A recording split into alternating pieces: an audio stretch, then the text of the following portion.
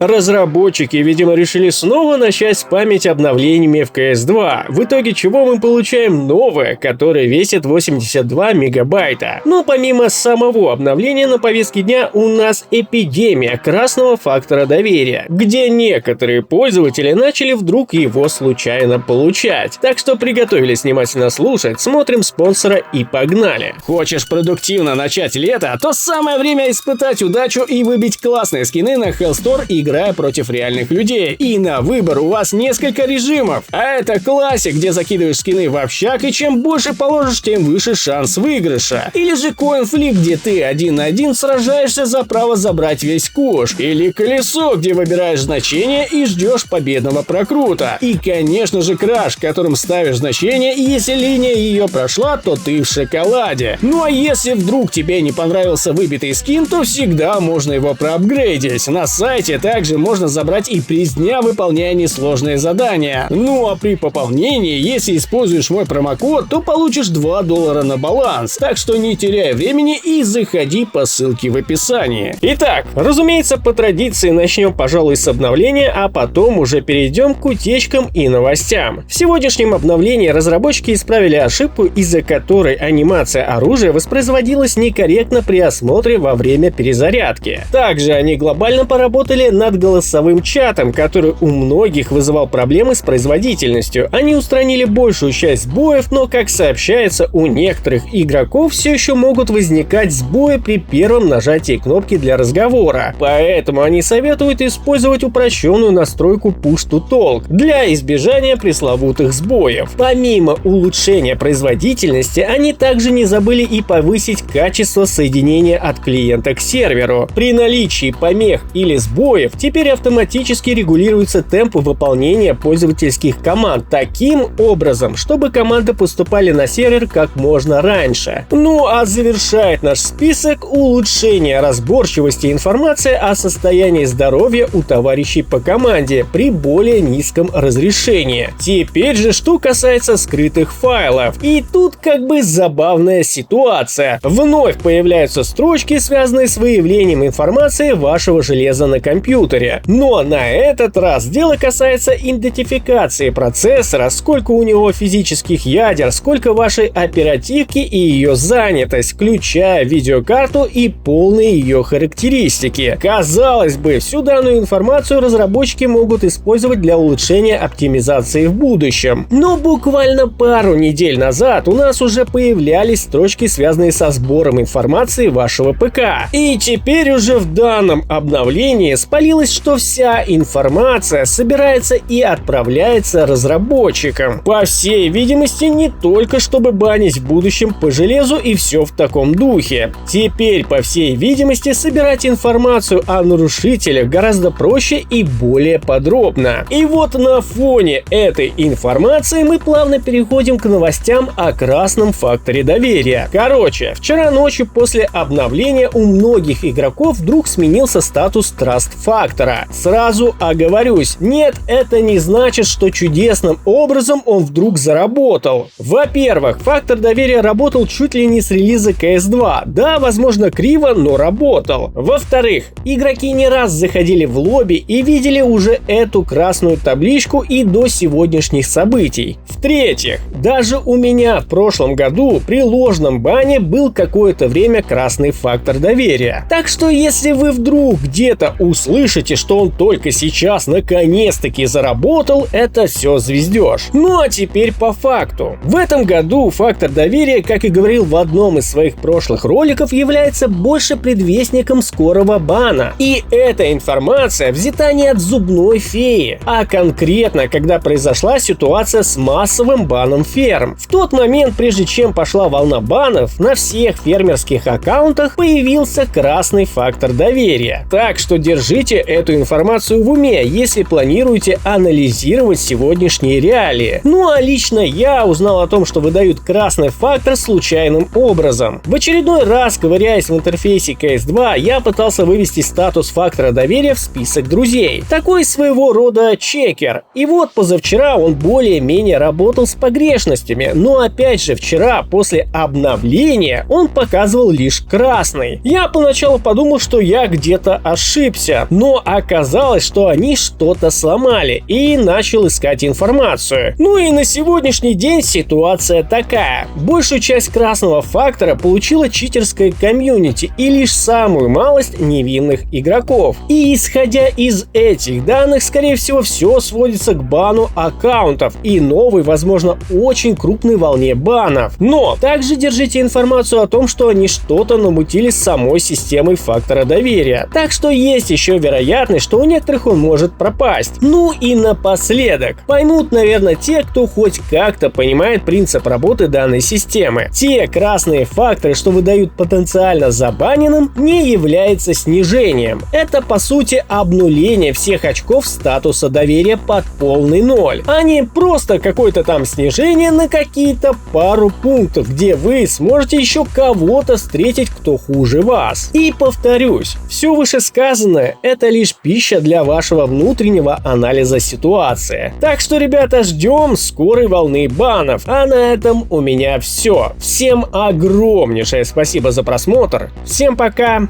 и удачи!